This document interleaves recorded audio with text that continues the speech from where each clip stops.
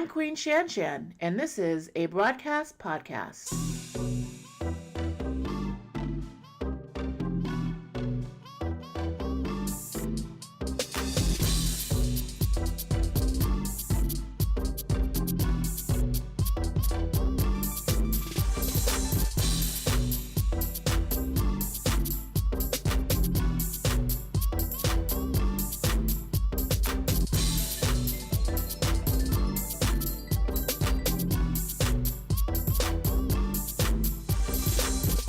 Chicken orzo soup, burrata caprese, meatball ricotta toast, calamari. No, these aren't wigs I'm talking about. These are brand new dishes at Ma's Italian Kitchen, located at 267 North Pass Avenue in Burbank, California. The phone number is at Ma's Italian Kitchen is 818-567-2288. They provide private dining and they also cater private parties. Michelle created an amazing menu, and I want you to tell him Queen ShanShan sent ya. Hunty!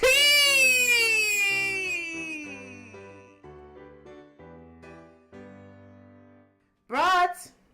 Hey girl, hey! Welcome to a new episode of A Broadcast Podcast.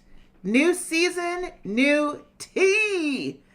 We now have listeners in Australia and France. So, hello, mate, and bonjour. Today's show is going to make you really think and contemplate on your future and your family's future. Whether you are single or married or divorced, everyone will be able to relate to this episode. Welcome, Michelle Castillo. Hey, Michelle. Hi, Shannon. Hey, girl, hey. Attorney at law for estate planning, Michelle Castillo is going to talk about estate planning and just planning for your future.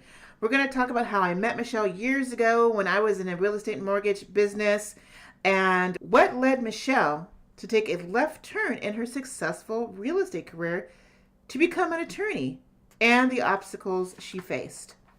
What's the difference between getting a life insurance policy versus setting up a living trust? What's the message Michelle wants to convey, to share with millennials today about living trusts, wills, and testaments?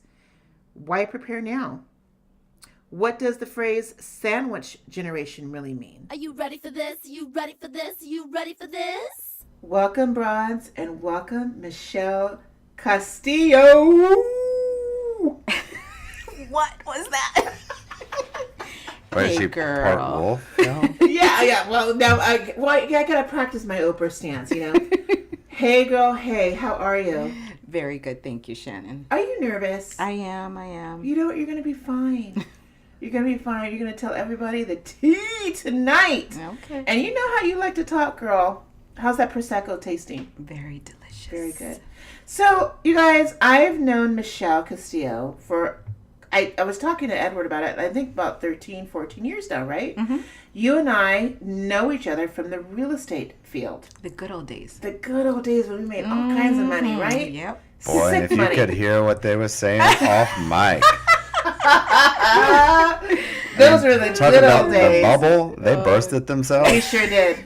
We sure did. I used to work with a company called Chapel Funding, which was a mortgage lending company, and I was an account executive, and Michelle used to be a loan processor. So I would go to Michelle's office back in, what was it, Van Nuys? What was It was in the city of Van Nuys, right next to the Van Nuys Airport. right in the San Bernardino Valley in California. And I would visit Michelle's office, and she would work with her husband, Frank. Hey, by the way, hi, Frank. Hi. I have a live audience member again. Hi, Frank. Frank is her husband. And Frank, you're in the mortgage industry still, correct? Correct. Right. Good. So I met Frank and Michelle years ago, and they were my clients. And we would go over files. I would pre-qualify her and take files for underwriting, and then we would obviously get them funded, and we would close. Mm-hmm. Soon we became friends, and we would have lunch in her office, and I think we would talk 2 minutes of business, but 3 hours of gossip. Yeah, we just got along very We well. just got really, we got really along very well. We stayed in touch over the years, but during the fallout of 2006 to 2010, the market took a dump, right? Yep. And you decided to change careers, Yeah. just like me. Mm-hmm. You know, I went from real estate market to insurance. Michelle, share your story. What happened? Yeah. Well, as you know, what is it? The bubble burst, Yes. right? Is that what they call it? Yes. Okay, so that happened, and guess what? My husband was in real estate. My father was in real estate. My best friend was in real estate. I mean, my entire family was in real estate, right? So we had all of our eggs in one basket. No income coming in. So I decided to just, you know what, something has to change. We're not equipped for this, you know, after just being very successful and have a lot of income coming in. We had zero income coming in, right? So we changed our business model, and we switched over to FHA processing and, you know, originating FHA loans. So we became very successful because a lot of the people in the industry had absolutely no idea on how to process or how to originate an FHA loan. So do you remember what an FHA loan is, Shannon? Well, I have a loan from my house. I mean, my friend Stephen Al. Stephen, are you listening? He's a mortgage, a real estate originator still in Florida. He was my boss. He's the one who actually recruited me back in the day at Chapel Funding. And you're going to have to re-educate me because I literally forgot what it's like to be a loan originator, a loan processor, underwriter. But I know you had stacks on stacks on stacks of loan files on your desk. Yeah, well, back in the day when they were, you know, the 20, what was it, the 80... The 80-20 loans. Yeah. Where you just 100%. Well, 100%. Everybody had with loans. a 620 FICO score. Good God. Yeah, I remember. Stated. Processing like 30 loans. Yeah, you did. And we were not a big shop, so you could imagine the big shops. Right. They were like doing maybe 3 times the amount that we Right. were. But anyway, so that tanked, and not a lot of people knew how to do the FHA loans, which are more structured loans, and they're great for first-time home What does buyer. FHA mean again, just real quick? You don't Federal remember? Home Administration? Federal Housing Administration. Housing Thank you. I was like, damn it, she's going to ask me. So, you know, I was one of the very few brokers to be doing those types of loans. Right. So, so we switched gears, right? We immediately started doing those, and, you know, we were busy, but not to the level that we had become Back in the accustomed day. to, right? Right. And we were so struggling because if I didn't do good, obviously my husband wasn't doing good, and we had to pay a mortgage, and we had 2 children at the time. Correct. So, you know, we were freaking out, right? So I decided, you know, someone has to kind of change, you know, their career. So I just decided to go to law school.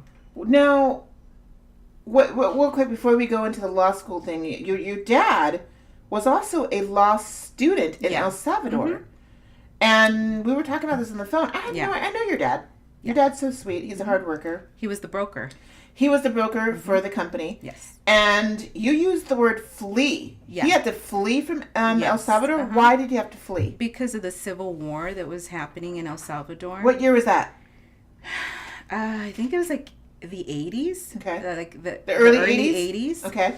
So we were, I mean, he was fine. He had businesses over there. His family had businesses. We were, you know, what I guess we would consider well off, right? Financially, we were fine. Okay. So he was in law school. I think it was 3rd year, and he, you know, the Civil War was going on. And I asked him again today to, you know, give me a summary of what happened because I had forgotten. But he said that it was his very last day, right, where he turned in all his paperwork to finish off the year. The day after that, they took over the university, the National University. That's what I'm not. I can't. I think I have it on the... So rebels or or whatever. some political the rebellion, whatever at the time took over the government. The National University. The National University in El Salvador. And then they started. It was a massacre in the university. They killed a lot of students. I remember this. How many Oh, people you heard about I it? do, yeah. How many people maybe do you think were killed? There were a lot killed. Yeah. I don't know the And number. your dad didn't go to school that day? No, fortunately, he said it was the the day after he turned everything in. Oh my God. So my father was also is a musician because he still sings, and he was in a very, very popular band in El Salvador. It was called name of the Compañía 10. That's Company 10. Company. And I mean, they did covers for like Led Zeppelin covers, and so he was really rock and roll. Does right? he have any free music that we could play on the I know, show? right? Actually, he's on. I looked him up. He's on. What's that? Apple U. What is that? Apple Music? Uh-huh. Apple Music. He's on there. Yeah, he's on there. His Look him up. Alan Castillo. Alan Castillo. Castilloalan. And it's like a rock and roll Spanish. This band? was a really cool song. I dig it. I really What dig is it called? I don't remember the name. I'm horrible with names. Here's a little sample of Michelle's dad, Alan Castillo's music.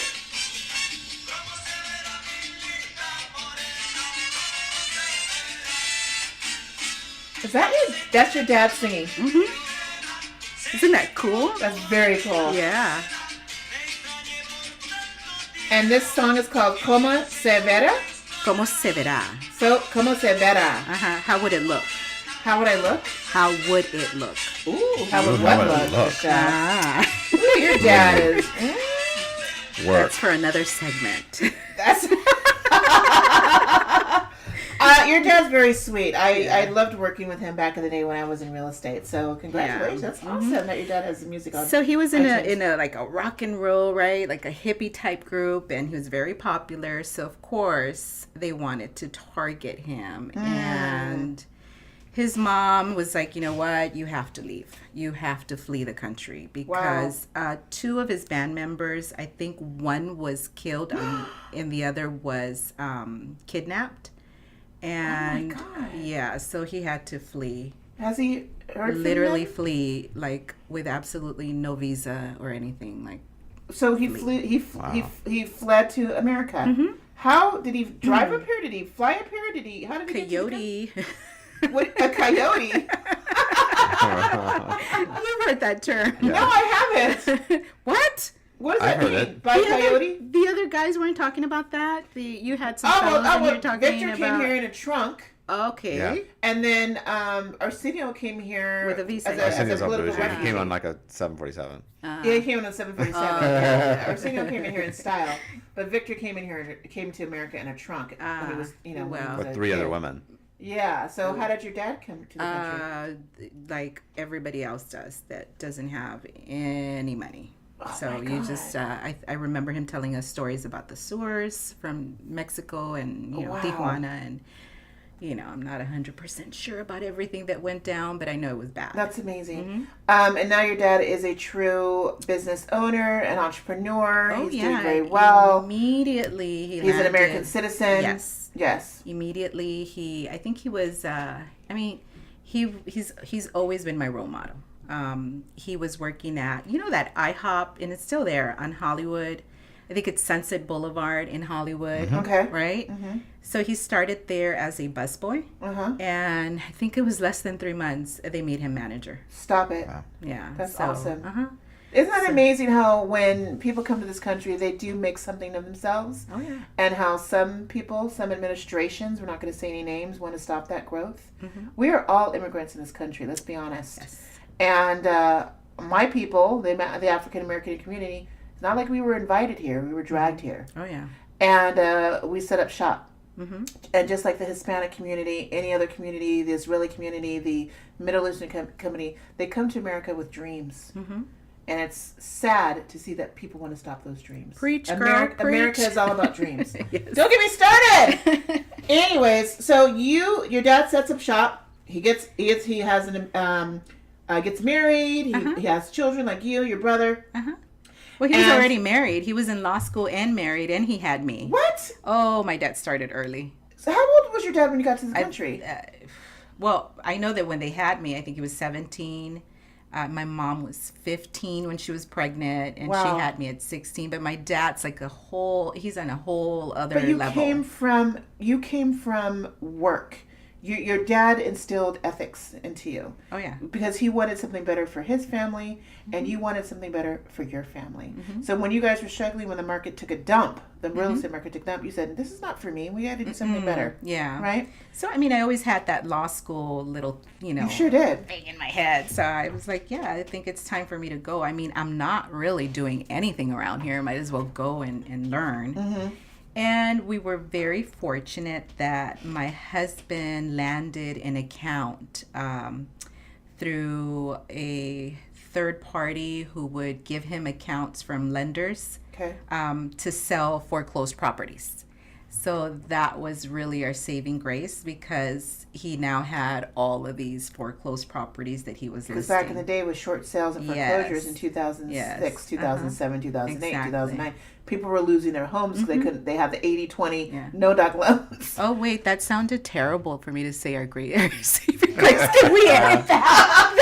It doesn't sound terrible. Let's be honest. Back in the This is days of the before you were a 1930s and the Great Depression, the millionaires were made back in the day because of foreclosures and people who lost their homes. Yeah. The banks, even though they failed the public, they actually regained publicity and notoriety because they were buying all these foreclosed homes, and that Yeah. actually made other types of millionaires in the 30s and the 40s. Yeah. So when we were in a recession in the Bush years, we were in the recession in the early Obama years, people became millionaires during that time. They were smart. So don't feel bad. No, I do. I You mean, made a- you made a I penny? didn't mean to sound You made a insensitive dollar out to of the a penny. situation. It was still hard. Right. And I mean, I remember us going and seeing these homes and they were destroyed, and people's lives have been destroyed. Yeah, they were. So I mean, it's not something to take lightly. So Right. I do feel for everybody. Michelle, what was your personal loss that you had during the recession that we had? Well, we had a beautiful home, 2-story home, like my dream house with we even had a tennis court in the backyard. Wow. So you could imagine, it was like in the estates. Pool, yeah, jacuzzi, Chatsworth Estates. all yeah. that. It was a beautiful house. And we even spent money remodeling the home. I mean, the kitchen was like, wow, the whole house was just a showcase, right? So I let it go. We made a decision, my husband and I, that my education was going to be more important than Wow. that house. Huge sacrifice. Oh, yeah. We just With decided. 2 children. With 2 children. We decided to just let the house go. You let it foreclose. Yes. You let it screw up your credit score. Yep. Both of your credit scores. Yeah. And then where did you live after that? We actually went bankrupt. Oh my God. Yeah, we lost that. We lost our brand new cars, the whole Escalade, everything, right? Because you We were driving some fancy cars back in the day. Everybody was. Yeah, I was too. Yeah. Yeah. So we just let everything go. We made a decision to let everything go, and then we moved into I think it was like half the size of the house. I mean, it was really a small house, but it was. Did you rent it or buy it? We bought it with the help of my husband's mother. Okay. So she assisted us because she still had a very good job and very good credit. So at the time, she helped us buy that property that was being foreclosed right across the street from my parents' home. Wow. So we were fortunate enough to have her in our lives and, for her to offer this to us. And she just bought it for us. And obviously, we made the payments, we did everything. But, she was the one on the loan and on the title. And it was literally right across the street from my mom. So location, right? Mm-hmm.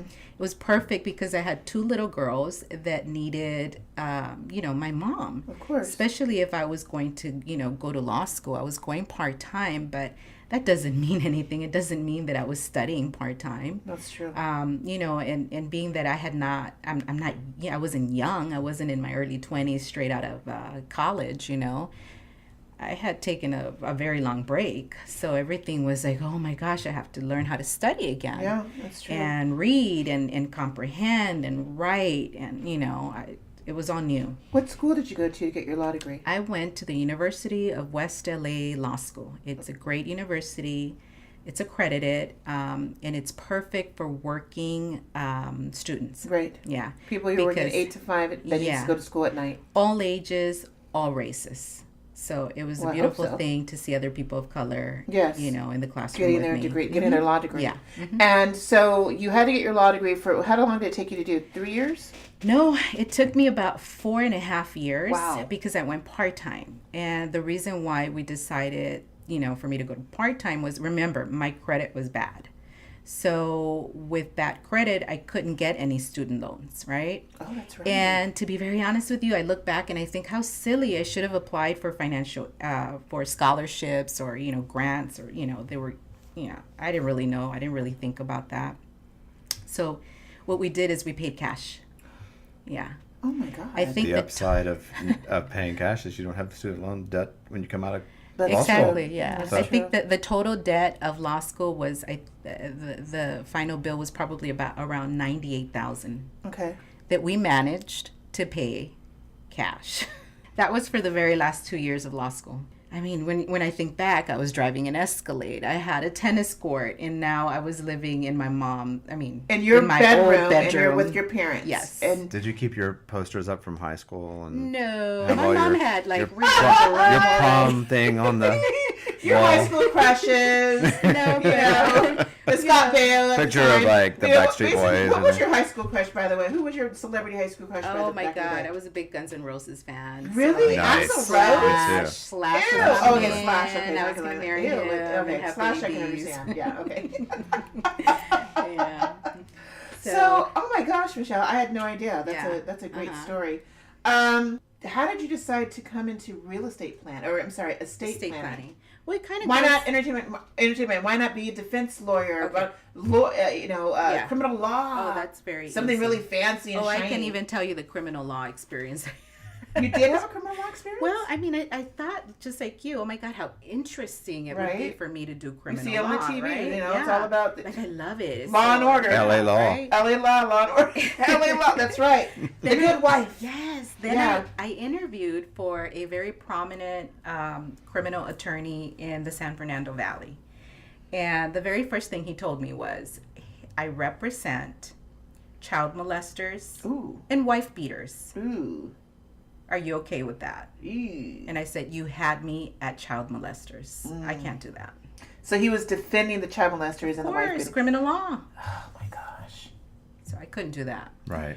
And then I was very fortunate that one of my neighbors is an outstanding attorney, very seasoned, over 25 years of experience. You've met him. Yes. You've been to the office. Yeah. His name is Stephen A. Simons. Mm-hmm.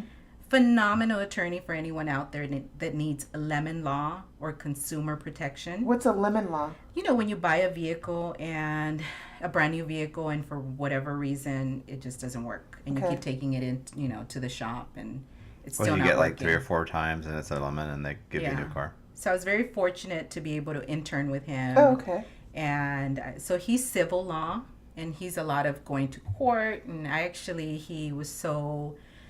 he's phenomenal enough to let me sit second chair with him, even though I was just a law student. So that was an amazing experience, right, for anyone who aspires to be an attorney. And this is when you were still in law school clerking? Still in Were you law clerking school, or and I was right next to him in Nice. court on That's good on experience. several trials, right? So I do have that experience. Do I like it? No. I couldn't stop thinking about the case.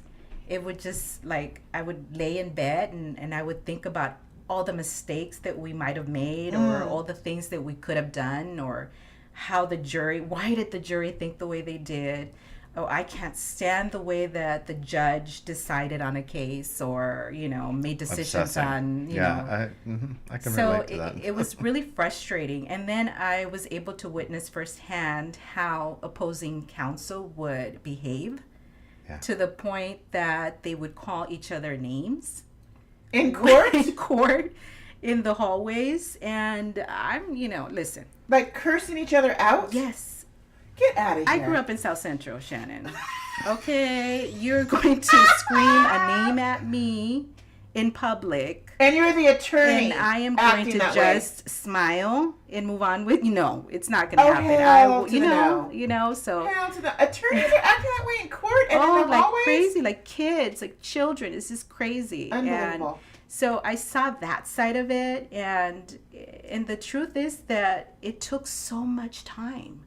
I mean, to bring a case to court, it would take literally a year or a year and a half. Right. And at the end, to lose over something so silly as one juror didn't agree with the color of your shoes or something silly like that. Yeah. It was really frustrating, and I didn't really feel fulfilled. I felt anger, and I felt, it's just it's this thing inside you that you're like, this is it. I'm going to law school for this. It wasn't for me, especially because remember, I had already given up so many years of my little girl's that's right. life. I mean, I really one of them, I don't remember the first 2 years of her life. That's because of school. Because of school. I was too busy with school. So I would just give her to mom. Give her to Frank. And there's pictures of my husband with the girls at the museum, and I'm not in them. Because you're at home studying. Because I'm or at the home library. studying, yeah. So those are the kind of things that just, I can't do this. Yeah. And And then I had my bar baby. We call her my bar baby. That's the third kid. Yes. No, you had your third child late in the game. Yes. She was not, I don't want to call her an baby, but she was like, hi, Frank, what? Frank, can you please go with me to the hotel for 3 days while I take the bar because I need your help and I just got pregnant. Yikes. Those 3 days in the hotel were obviously a good time. Yeah. So you... I didn't pass the bar. You did a study break. That was the first time.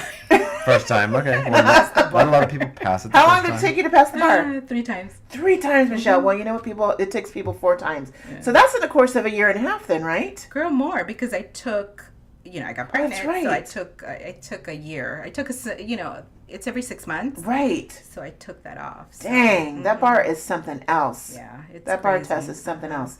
So you have the baby, they're your third kid, and you're like, oh my God, what's going on? This is another turn to a left of our lives, and so yes. And why was I even telling you this? I don't know, but it's a good story. Just adds to boom, the boom, boom in a 3-day room. You said it gets worse, so. I don't remember why I was sharing. Not that that's a bad thing, but I couldn't imagine being in law school. It's all good, girl. Okay, so no. I remember now. I was saying the reason why I picked estate planning, right? Oh, yeah. Okay, so that's the reason. I had the baby, and what was more important to me at that point.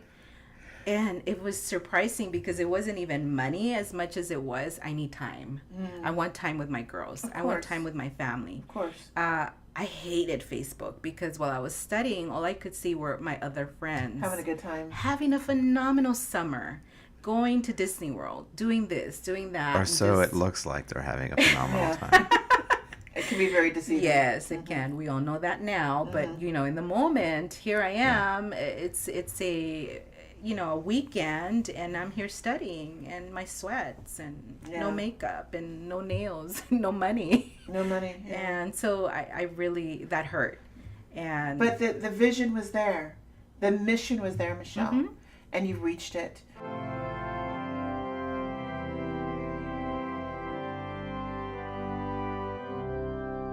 So let's go into talking about estate planning. First of all, Michelle, I just want to say congratulations again and acknowledge your strive to become a great mother, a great wife, and a great career person. Because, a lot of people go back to college and they're very scared about going back to college. My mother, she's now 79 years old, but she got her MBA when she was 68. Ouch. At Azusa Pacific, right? At 6, my mom to this day still doesn't know how to attach an email. She doesn't know how to, even push the button delete. The point is that she did it. Yeah. And she actually had top honors in college when she got her degree. She was 68 years old, walking the aisle with a bunch of 18, or a bunch of, I should say, 21, 22-year-olds. That says something. You did the same thing. Yeah. You had your cap and gown, and you walked proud getting that degree. So good for you. Thank we went you. we went to applause for that for sure. Thank you.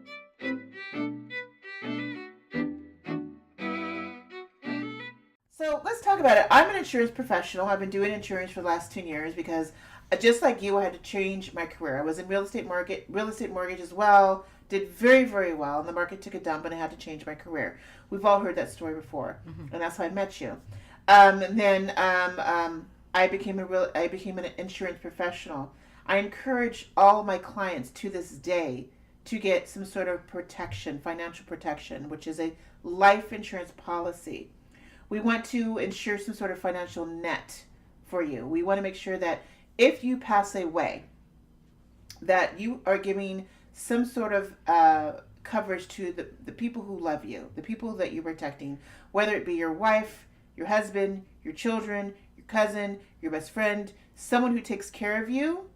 You want to give them a financial net so they're not going to be burdened with the final expenses, especially if you own a home or if you own assets or other properties. For me, when I bought my parents' life insurance policies, my parents literally don't have any money right now. Okay, so in that horrible day that they passed away, I have an insurance policy that ensure me some sort of financial protection to bury them, to take care of final expenses. That's how I teach my clients and inform them the importance of life insurance. Why is it important to have a living trust, a will or testament, or things that you encourage your clients to have? Why is that so important?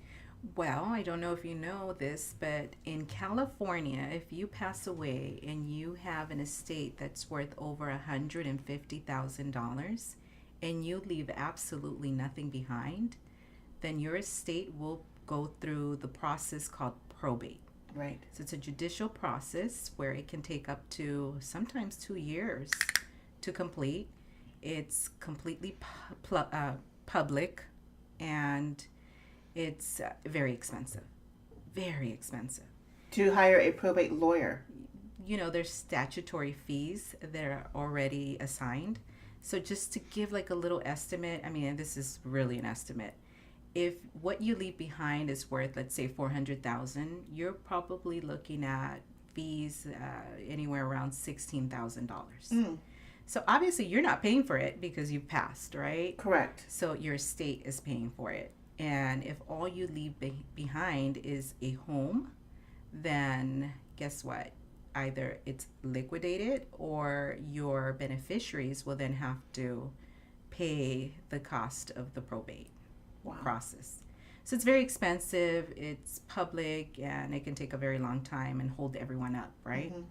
So you want to avoid that. And you think that by creating what everybody thinks is the right way to do, which is a will, that you'll be fine, right? Oh, we'll just do a will. A will, unfortunately, the way that I explain a will to my clients is I tell them that a will is like a letter that's addressed to the judge, which basically means it doesn't avoid probate. So it just means you're showing the judge your wishes, you know, who you are, what your assets are, who your beneficiaries are, and how you want that to be distributed. But it does not in any way, shape, or form avoid probate. So you're still going to go through that process. So a will, if you have an estate that's over 150, and Shannon, are you a homeowner? Yes, I am. I bought my home 2 years ago. So then you know that your estate is automatically in that category, because homes in California, it's very rare you can find a home that's worth under 150. Oh, of course. Right? Yeah.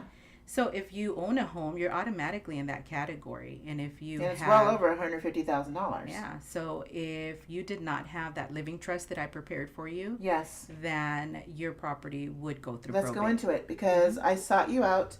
I bought my home mid-2017, and it was my goal in 2018 to contact you and say, Michelle, I got to get a living trust. Michelle, I got to get a living trust. I have all my life insurance policies intact, which is wonderful. I can't be an insurance agent and not have insurance policies. How hypocritical would that be? Yeah. But I tell my clients, say, look, you got the first leg up. You got the leg up of life insurance. Now, because I am not an attorney, I'm going to give you Michelle Castillo's name because now you need a living trust. Advanced Business Solutions is a family-owned business located in Inglewood, California. Let me tell you something. They come with over 20 years collectively of professional experience for tax preparation, payroll services, translations, business filings, mobile notary, and accounting services. They have been keeping me on the straight and narrow for over 12 years.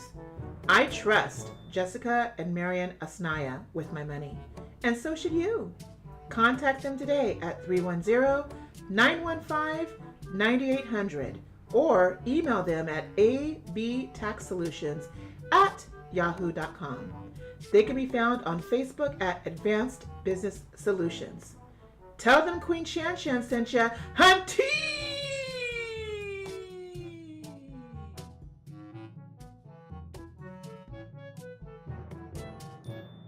Michelle, why did I make the right decision in getting a living trust?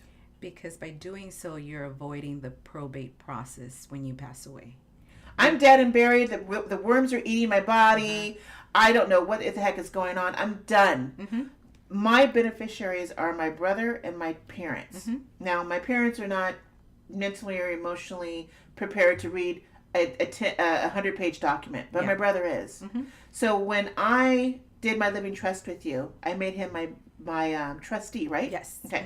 I mean, I'm telling you so much private information. But the trustee is the administrator of the trust. He's the administrator of the trust. So you gave me this gorgeous. It's sitting. I'm looking at it right now. Beautiful gorgeous binder, leather binder, and my brother is my trustee. What does that mean? Making my brother my trustee. What does that mean that my brother needs to do I die? That means that your brother will administer your estate in the event that you are incapacitated mentally. Okay.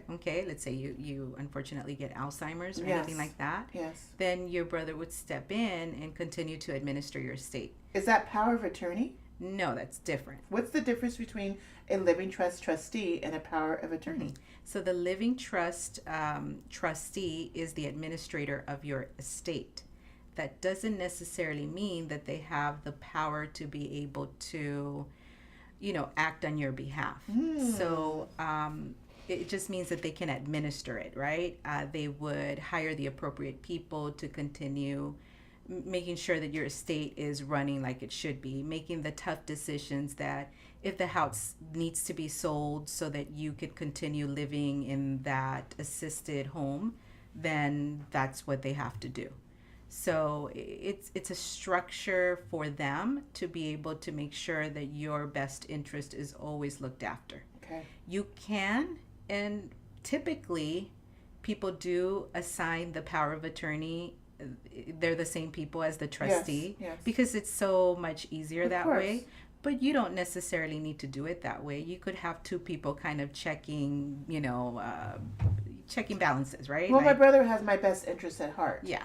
Next to my parents. So so if I was in a, God forbid, a major car accident and I'm in a coma, I'm in a vegetative state, he would be able to sign, which I already have, part of the trust package you gave me was a medical directive. Yes, so that's different.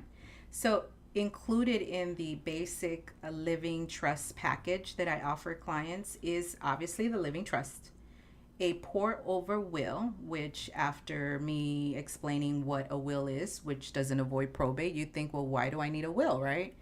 Well, in order for that living trust to actually function, you have to put assets into the living trust, right? You have to change the title of the assets. That's a term that we call funding, right? So you have to fund the living trust with your assets. In your case, you had a home. So what we did was we changed the title, the deed. We changed it from Shannon Langhorne, right? Yeah. A single woman to Shannon Langhorne Trust.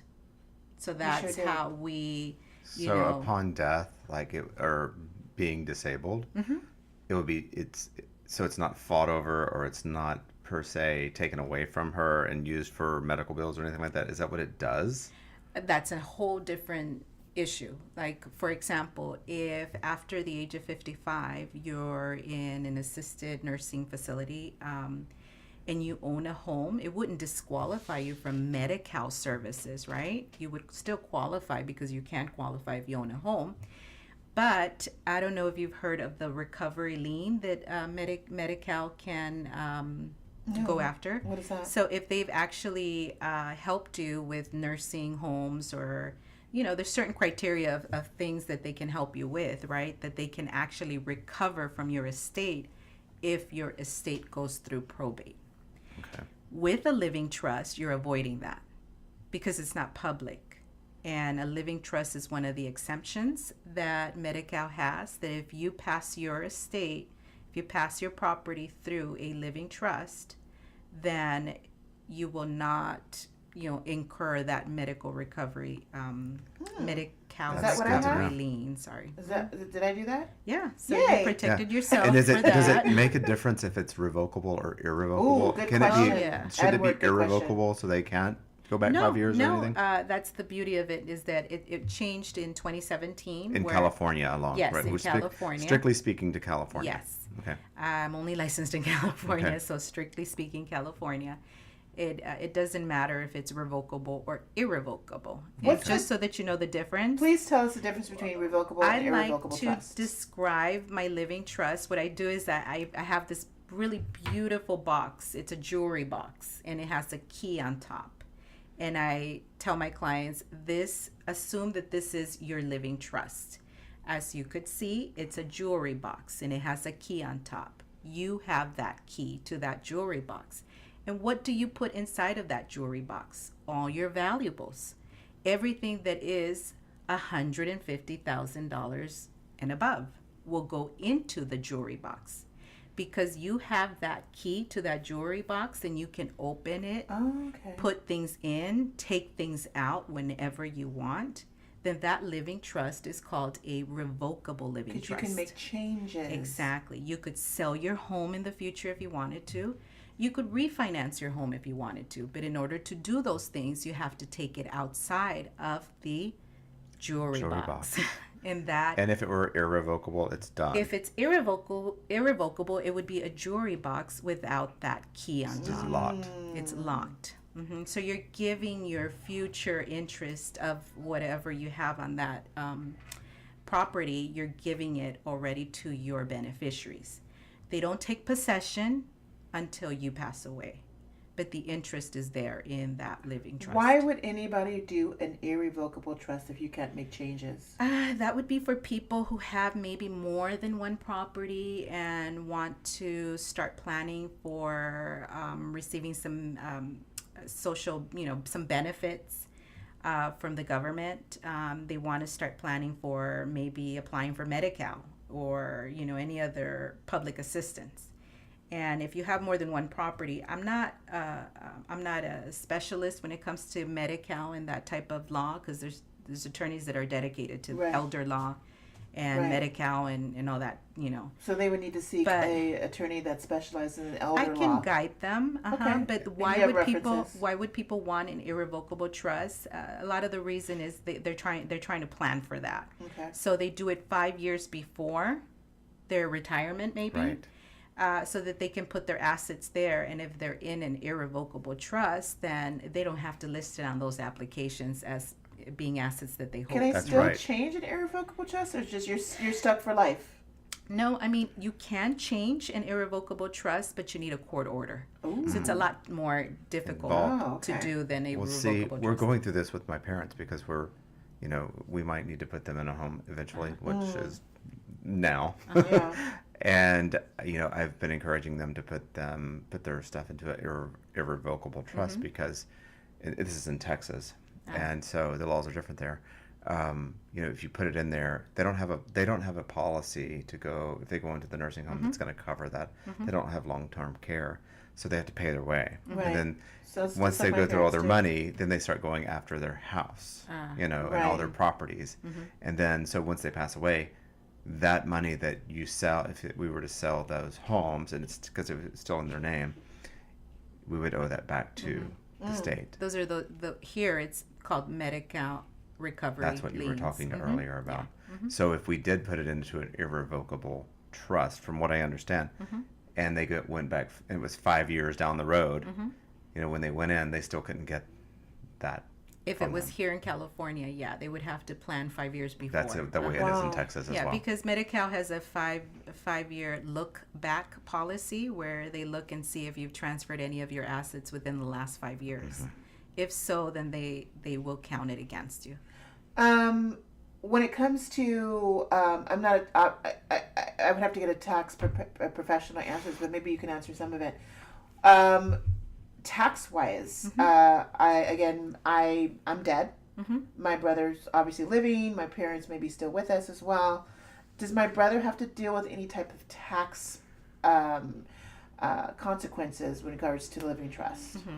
So the beautiful thing with a living trust, and I'm going to use a husband and wife as an example, right? If you have a husband and wife who have a living trust and they go through me, I would have changed the title from joint tenancy, which majority of us have joint tenancy because our realtors tell us, oh, that's true, you should do joint tenancy, right? And so that's just how we have it. We don't even know any better, right? But if you're a husband and wife in California, you really should have your home titled as community property with right of survivorship, right? Really? Yes. The reason for that is if the first spouse passes away, you get what is called a step up in basis, which means at the time of the first person's death, the house is assumed to have that value. So an example, if you purchased the property when the property was $100,000, and when the first spouse dies, the house is now worth $500,000. And then when the second spouse dies, the survivor, right? When that spouse passes away, then you get a second step up in basis, which means if at that point the property is worth $1 million, then it would be assumed that the value of the property is now $1 million. So when you give this property as a gift to your beneficiaries when you pass away, when the last one passes away, and they decide they want to sell the property, then guess what? They don't pay any property gains taxes because it will be assessed at the survivor's death. Why do real estate agents or mortgage agents encourage their clients to do joint tenancy? Well, they're not supposed to tell them anything. Oh. You know, they're not really supposed to advise because they're not a counsel, right? They're not an attorney. They're not supposed to tell them anything. But people want to buy a house in a jiffy, and they they're going trust to take the their attorney. Yeah. Yeah. I mean, I'm sorry, they trust the realtor. And then they're going to trust the escrow, and the escrow is going to say what is going to put on the trustee. Escrow does not get involved in that. I've been noticing a lot of that. It's really mainly just the realtors. They don't know any better. The realtors are supposed to tell their clients, seek advice to your advice to your tax professional, but they don't do that. No. Uh-oh. So you go on title as joint tenants. But you can change that at any time. Okay. You can change that. Cool. Thank you, Michelle, for that. So that's really, a cool thing, right? Yeah, that's very good to know. Very good to know. You represent the Hispanic community. Latinos. The Latino. Okay, so what? You know what? I'm sorry. What's the difference between the I'm ignorant. Latino and Hispanic. What's the wording? I don't know. You don't know? Tomato. Tomato. No, I don't want to be offensive. I mean, Latinos for me is anyone from Latin communities, right? Or I'm from Central America, so I always consider myself Latin. Okay. If I could remember correctly, I think Hispanics means that your ancestors are from Spain. Okay. Right? That seems Hispania. Seems right. Right? Yeah. I don't identify with Europe. You identify with being Central America. But it's Spanish that you're speaking. You're speaking Spanish, though. Yes. Latin. I have some answers. What? On the difference between Hispanic and Latino. Oh. So Hispanic is U.S. government giving. So it's a census given type word. Latino is Latino derived. Okay. So Hispanic is not accurate. Okay. It's not an accurate phrase or representative of the Latino population. So it is Latino. It is Latino. So we need to start just using, well, not start, but I need to start using the word Latino. Latino. Latino. It's for all men and For all, women. yeah. Okay, great. Latinos. You know what, Edward? You're always surprising me. That's D. That's Danny. I texted him. My Danny partner. wants to make sure he's represented. My partner's Latino, so I'm like, what's the difference? Oh, he's Latino? Yeah. Ah. Okay. Get it, Danny. Thank you. You want to make sure your community is well informed and protected. Yes. Why is it difficult? And I may touch a nerve on this because I sell insurance and I was in the real estate market too. When I sell a life insurance policy to certain types of ethnic communities, and I'm not going to say who those ethnic communities are because I do not want to offend anybody, but there are certain ethnic communities here in Los Angeles that it's hard for me to sell a life insurance policy to. They don't, it's not tangible. They can't smell it. They can't see it Yeah. because of their historic ancestral background.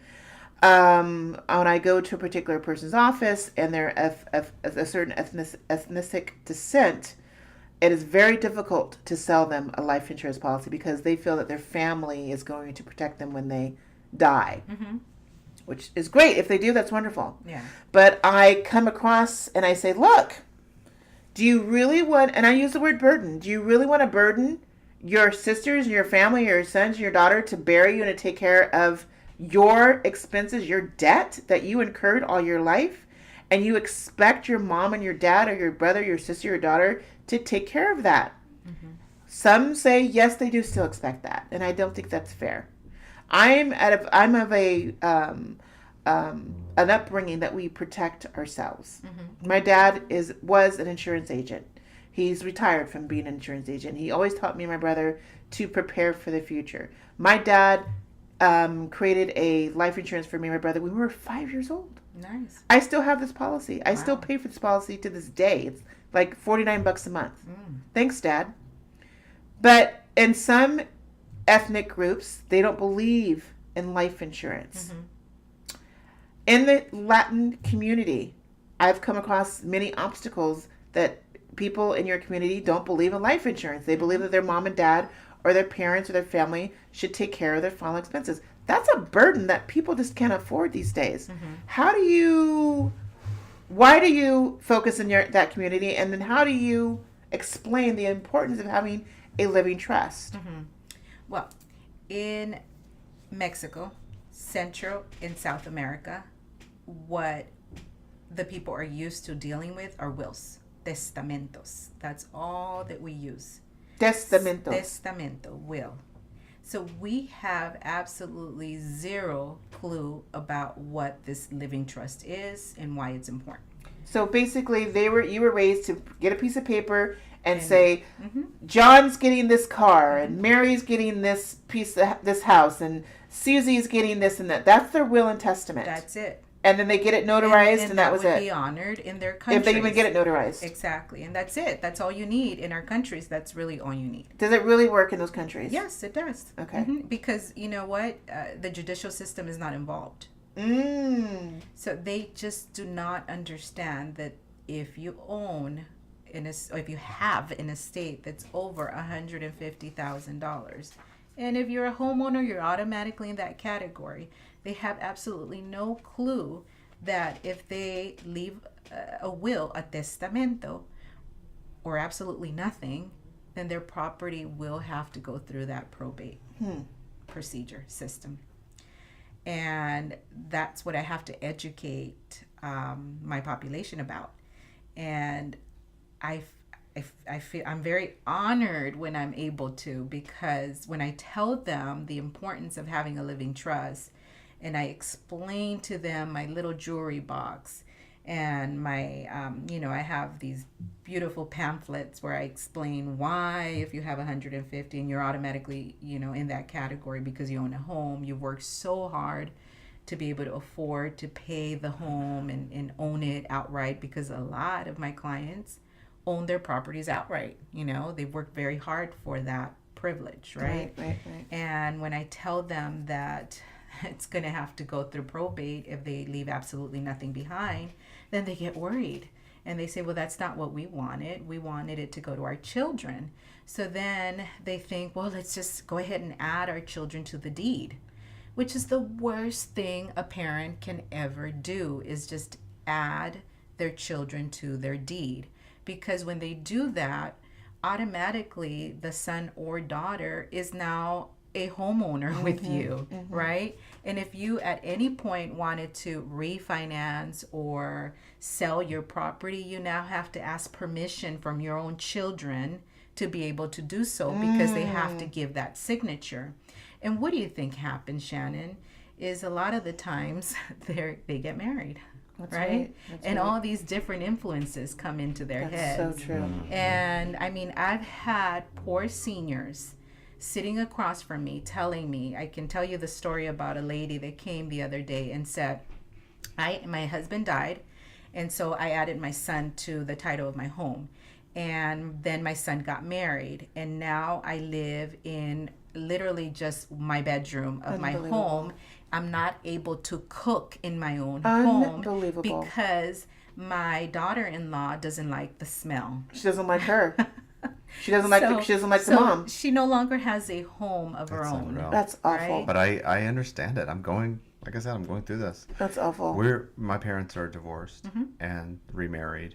So my mom is, in poor health, and my stepdad is on the decline, and he's not willing to move to an area that's more accessible to their healthcare needs. So we're at the point where we're basically going to have to step in and take my mom and say, well, we're doing what's best for my mom. Mm-hmm. Take care of yourself. Like, you have kids, they'll take care of you. They'll take care of you. We'll take care of our mother. So it's like a big thing that you never think about blended families until this point. That's hard. So it's it's been rough. Yeah. This is a reality. Yes. This is a reality that people don't think that they'll ever have. Oh, my kids will never do that to me. No. Oh, my parents will never do that to me. Oh, my brother and sister will never do that to me. I hate to say it, but yeah, it happens. I mean, there's a reason why we have these soap operas, because these soap operas are built on real life experiences, and you love your family for what it's worth, but sometimes money speaks volumes, and greed gets in the way. So that's a shame that happened. So I want to actually speak on something really quick that before you got here, Michelle, today, that I have a client's husband who called me today, and she passed away. I had no idea she passed away. She passed away this Sunday from a heart attack. She was 60 years old. So her husband calls me. I'm returning his phone call, and I'm giving him my condolences. And he's calling because he doesn't know if his wife had a life insurance policy. And I said, well, unfortunately, I don't handle that account anymore. It was passed over through another agent. And I said, well, the best thing you can do, sir, is to call the insurance company tomorrow morning, first thing in the morning, and find out if your wife had a life insurance policy in her name. My point is that every time I meet a new client, every time we do the paperwork and we sign the noted documents, I look into my client's eyes and I say, now it is your turn to communicate to your loved ones that what you have done today. Just because you put John Smith as your beneficiary doesn't mean that John Smith knows that he's your beneficiary. Yeah. Okay. I don't think that she got a life insurance policy, and he's calling, of course, because she just passed away 4 days ago. So he's up in arms and he's upset. He's trying to find out where are the documents. Trying to find his wife's social security number. And I felt for him. I'm like, oh my God. But as we get these documents, you guys, in place, please bear in mind how important it is to communicate to your loved ones that you have these documents in place.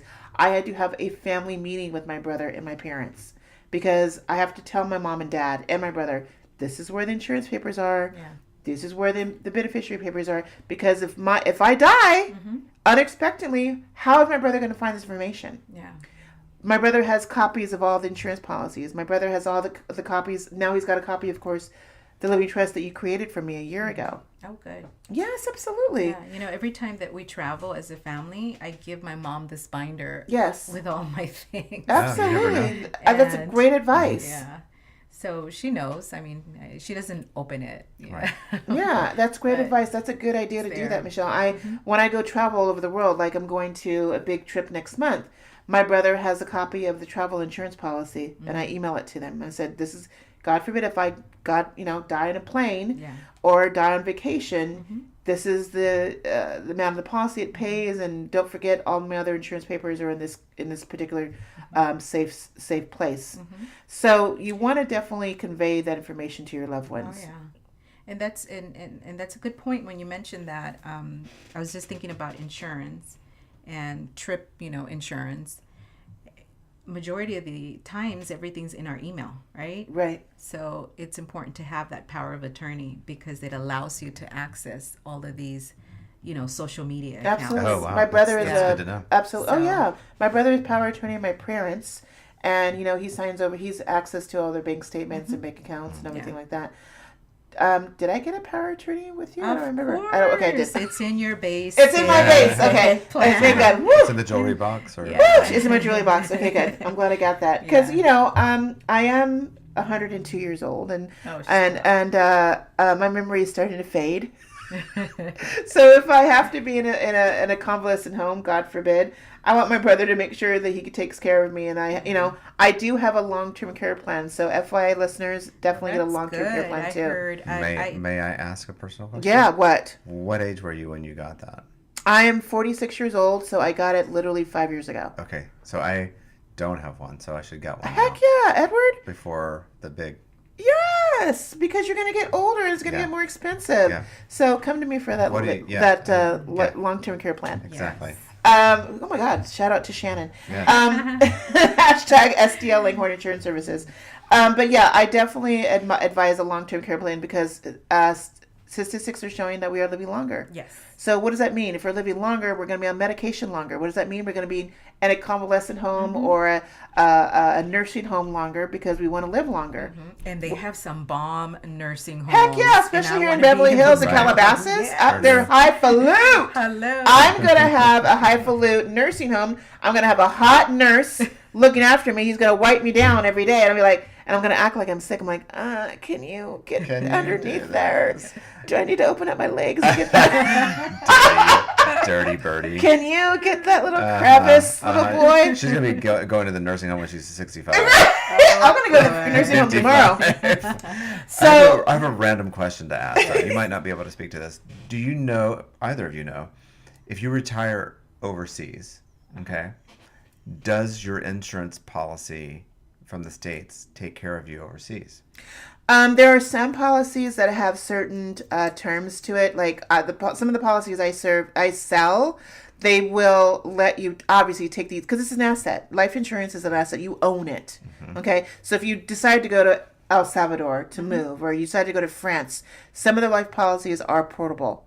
So it goes with you. As long as you're paying the premium, why does the insurance company need to forfeit the policy? Correct. Okay. The only way for an insurance policy can really decline you or cancel you if you don't pay premium. Right. So if you want to go move to, Iceland, go for it. Just make sure you have that paperwork with you. A lot Because of I'm going to people- be in the Spain nursing. When you retire? Yeah. You're You want to go to Hispano. Spain? Spain You're system. Hispano. Oh, okay. Yeah, that's what I'm thinking of doing. Well, make sure you take your documents with you and give me a copy and put me on your beneficiary list. You're on it. You're already on there.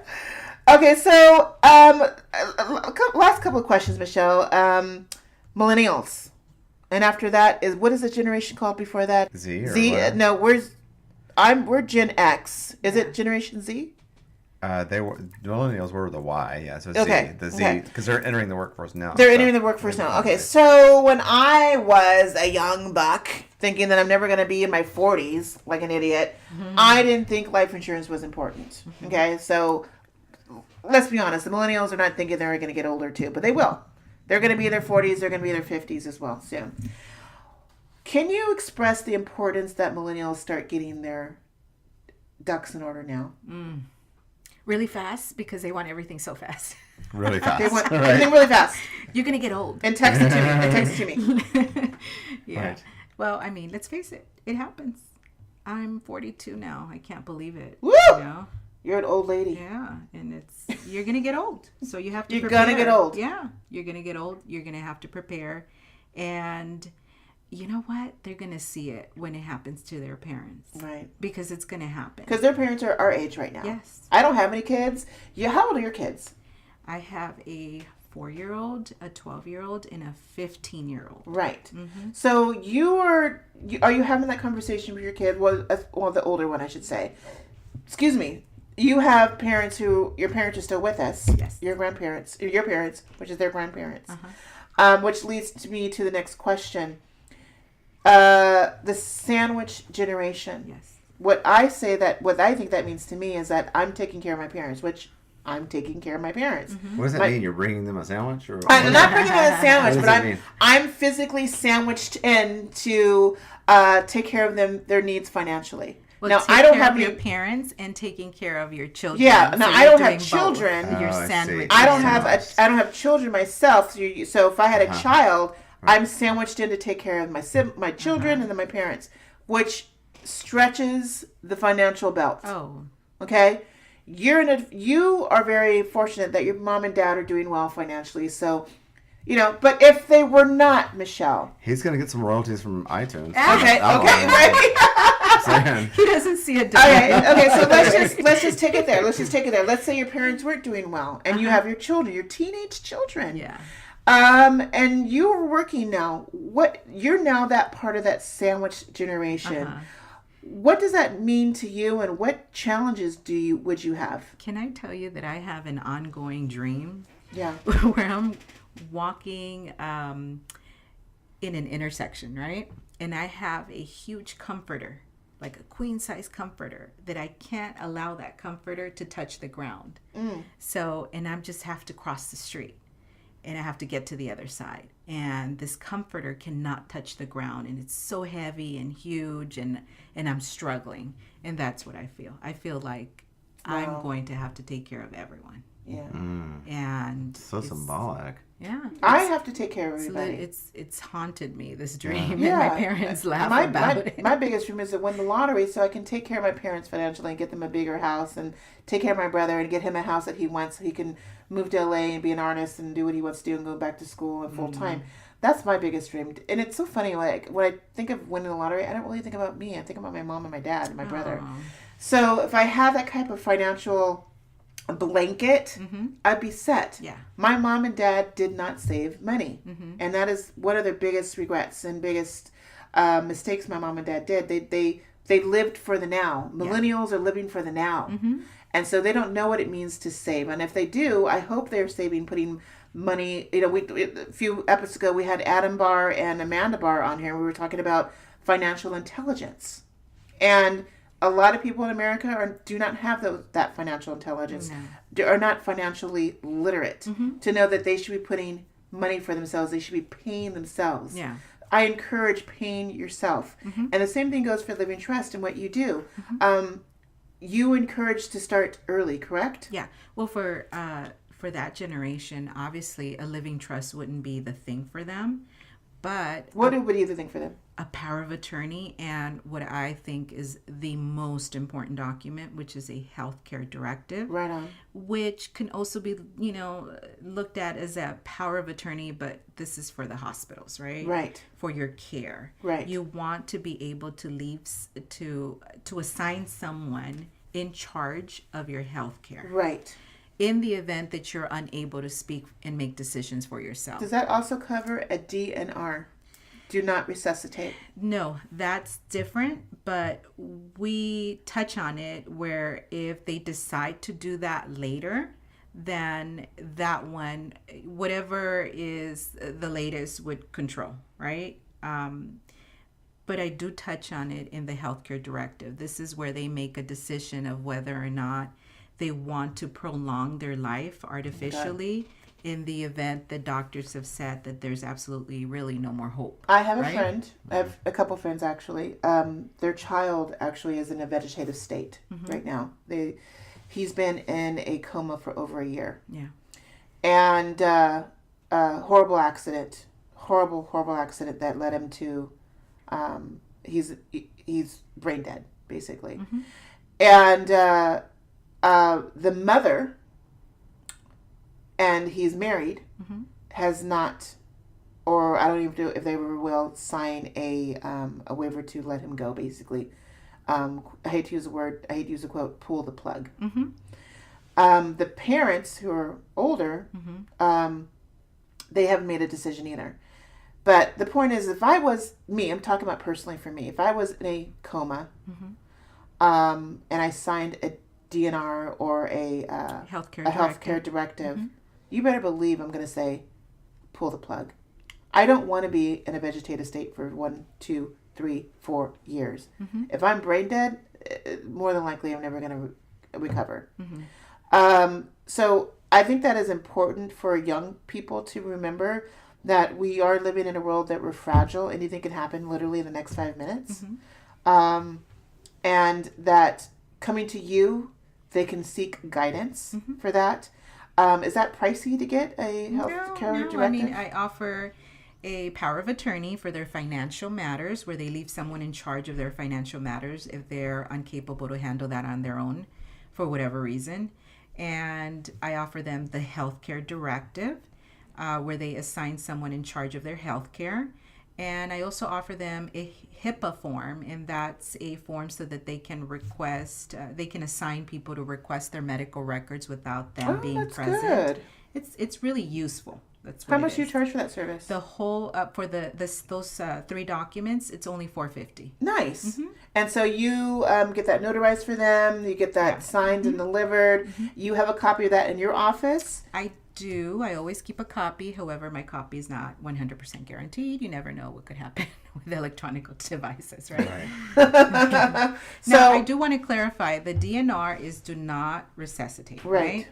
That is specific to if you are almost, dead. Right. You don't want them to bring you back. Right. A healthcare directive is very different, because that's when you assign someone to make healthcare decisions you in the event that you're unable to. Okay. So they're 2 very different So my brother basically has the whole gambit. Yes, he can make that decision. He's making all kinds of decisions for me. Yeah, and I don't know if you want to share what your decision is as far as whether or not you wanted to prolong your life, but that's an important thing. Well, I'm sorry. Edward, if I'm in a coma, I don't want to be on a machine for the next 2 years. If the doctor nor do I. Pull the damn plug. I always tell my sister, like, give me the pill, whatever it is, even if it's like, Give I me can't the take, pill. if I'm unconscious and I can't wipe my own ass or something. I'm like, girl, give me that pill, get Even it ready. if he's hot? Drop it and, If the nurse is hot? Yeah. Okay. Yeah. If the nurse is hot, Michelle, you guys are hearing it first on the You're okay. ShanShan show here. If I'm literally in a vegetative state, pull the damn plug. Yeah, no dignity is in that. And that's our opinion. Yeah, That's our opinion. Our opinion. And it's hard. I don't have children, so it's hard for me to make that decision. If my child was in a coma for 2 years. But you know what, Shannon? What? I would want you to make that decision, because I'm going to give you an example of what happened to my grandma. Right? Yes, please. So my grandmother had suffered a stroke in the middle of the night, and my mom did not discover that she was unconscious until the following day, right? And she immediately called 911. They came, they took her to the hospital. We were in the waiting room, and, we were frantic, right?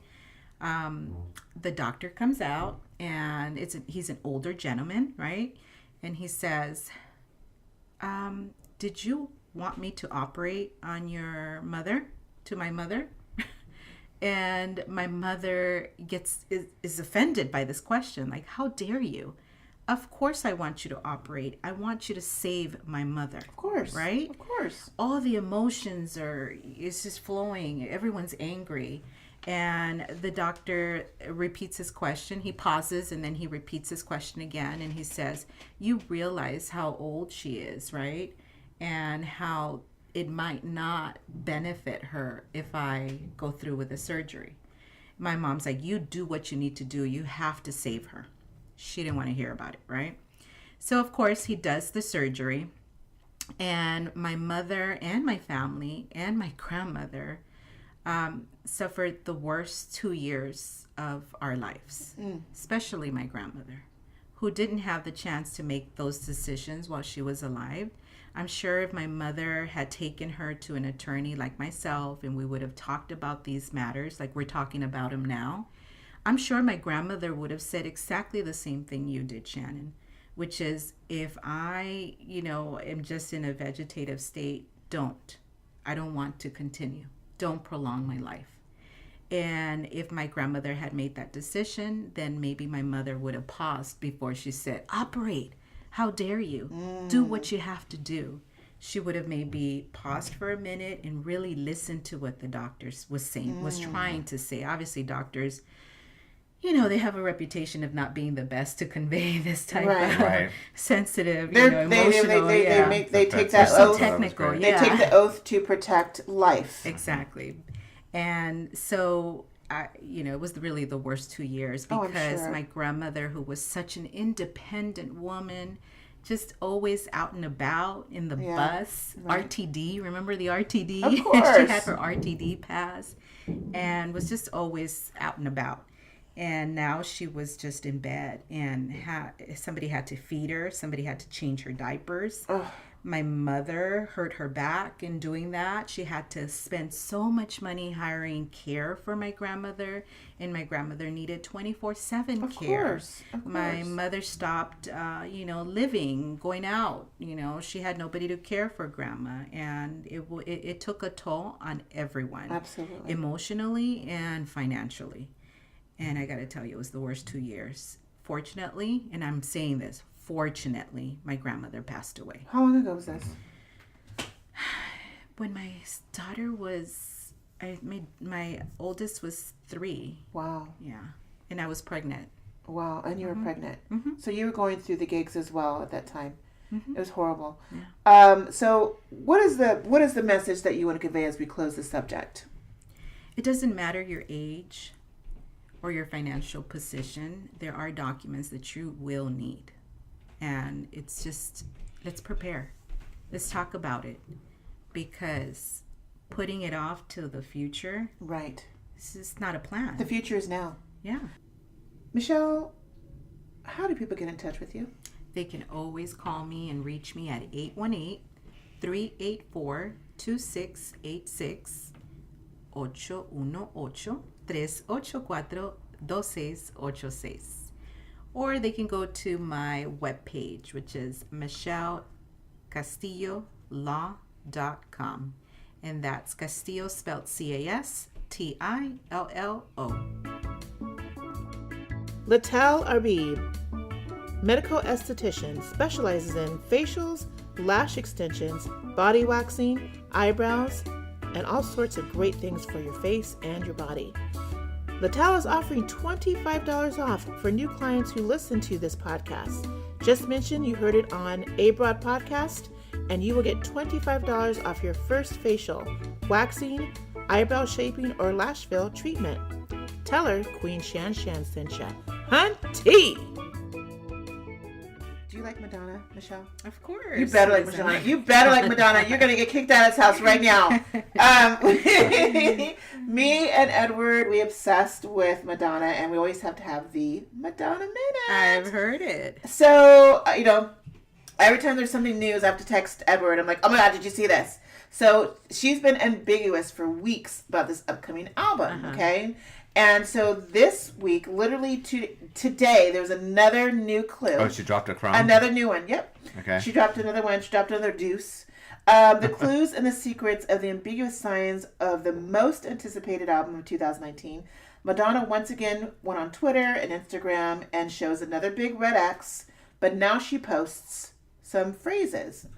She puts a professor, and now the A is in capitalized. It's A. A professor, a head of state, a housekeeper, an equestrian, which she obviously rides her horses, and so does the kids, a prisoner, a student, a teacher, a nun, a cabaret singer, a saint, a prostitute. This is my resume. I was going to say, those are all people I look up to. So... I'm like, is the album called Shannon? So I was counting And I'm like, wait a minute, that's 1, 2, 3, 4, 5, 6, 7, 8, 9. So it's over 10. So the X, like we were talking about last week on the last week's episode, 10 X means can be X marks the spot. 10 in X in Roman numerals is 10 is X. I don't know, Edward. We missed you last week. What are your thoughts? My thoughts are that it's very, cryptic, and I think that's just what she's supposed to be doing to us right now. Because if you remember, the last album was leaked. Yeah.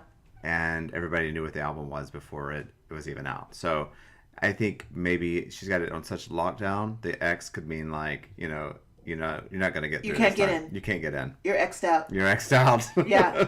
Michelle, what's your favorite Madonna song?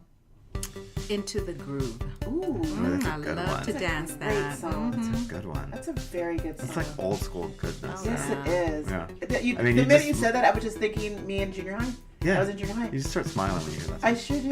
Yeah. Love Madonna. I do too. Well, that's your Madonna Minute. Thanks, Michelle.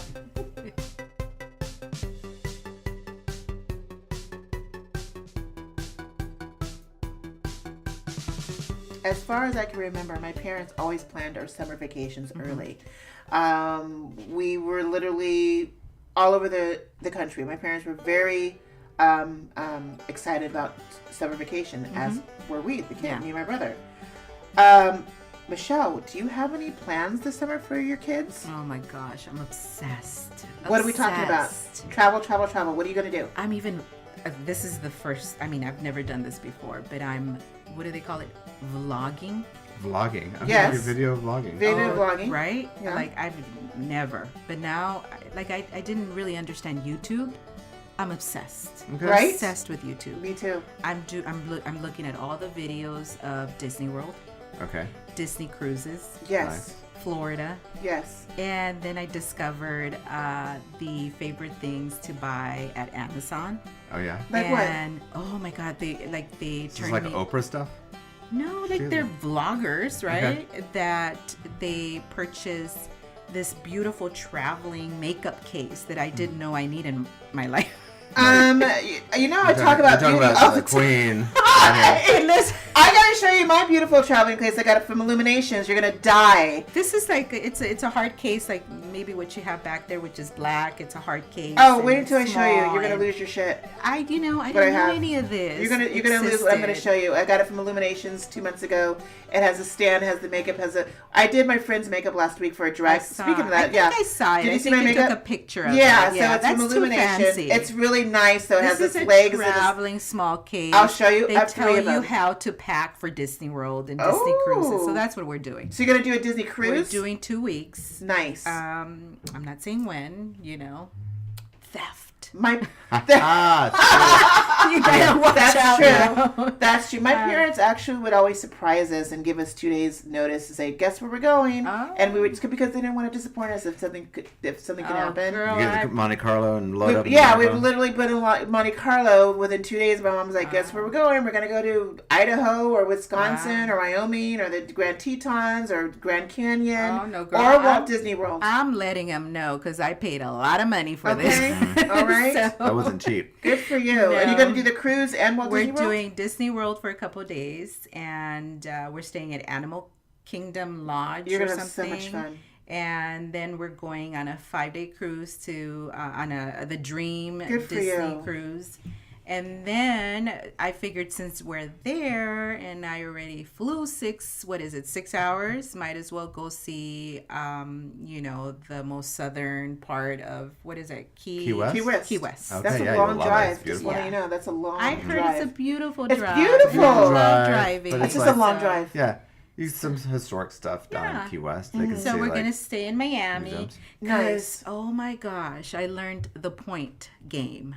What's the point game? Credit card points. Okay. Yes, miles. ma'am. Absolutely. Not miles, points that you could use towards miles. Absolutely. Oh, yeah. Girl, I'm That's a whole late to the thing. game. I went Girl, BK. my American Express loves me. American Express Travel loves me, and so does my Venture Capital card. I'm into the Chase Sapphire Oh, Reserve. good for you. That's a good card. It's a good card. Yes, it's a good card. My friend Patty, told me about it and told me how to play the points game. Right and on. now I'm so hooked. Sign up. It's a new me, YouTube and points. That's right. You got to check out my Cuba travel video vlog. Did you see that yet? It's on I YouTube. didn't know you were on YouTube. Yes, I'm on YouTube. Oh my gosh. Girl, you better recognize. I have my YouTube vlog on Cuba when I was in during the Christmas holiday. Okay. So check that out. It's on All YouTube. right. Yeah, Oh my absolutely. gosh, my new obsession. I'm going to text it to you. So thank you for sharing that, and good luck on your vacation. Thank you. Frank, thank are you looking forward to it? Yes, I'm excited. Yay. He sounds it. Frank's over there planning their excursions right now. Right now we're going to go to He's this, playing and then his we're going to go to this.